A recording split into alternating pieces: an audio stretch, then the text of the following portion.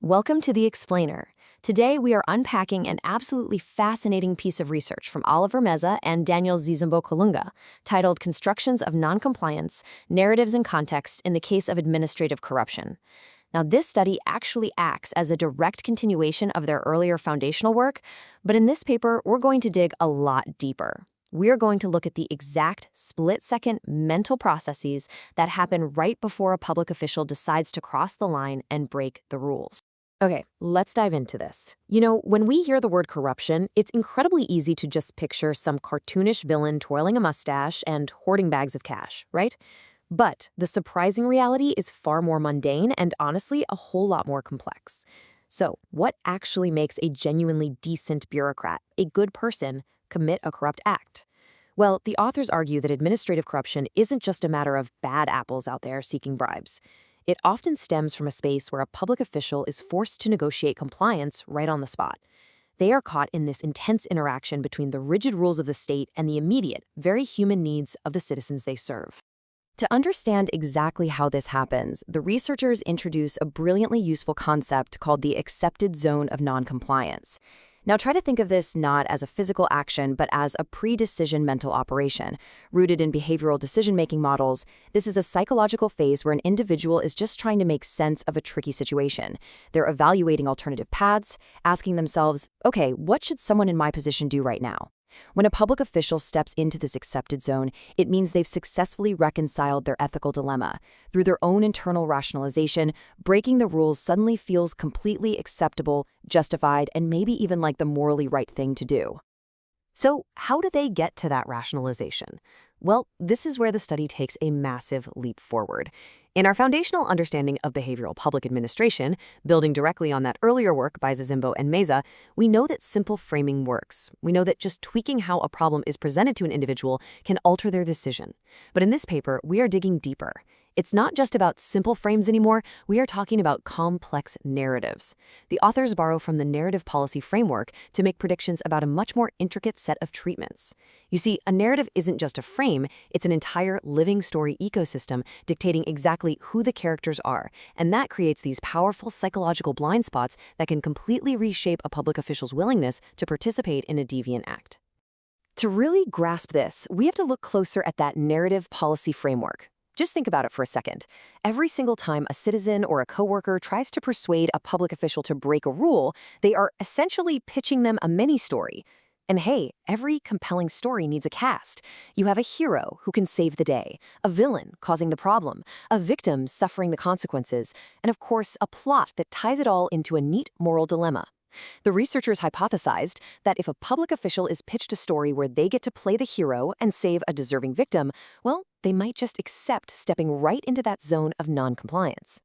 Let's move to and see how this builds by putting ourselves directly in the shoes of a public official.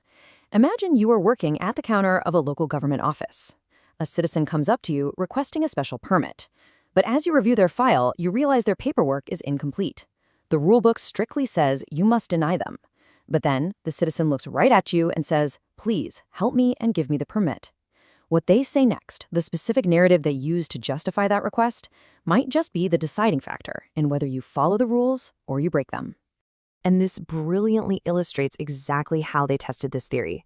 They didn't just run some basic lab experiment with college students, they secured incredible access to 651 actual public officials across 50 different departments in a Mexican local government. Using secure tablets to ensure total privacy and dodge any social desirability bias, they ran a randomized vignette experiment.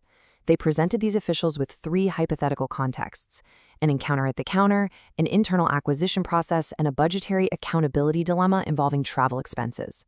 In every single context, the counterpart asking for the rule to be broken provided a randomly assigned narrative justification. The experiment tested 4 specific, highly rationalized stories that people use to justify administrative corruption.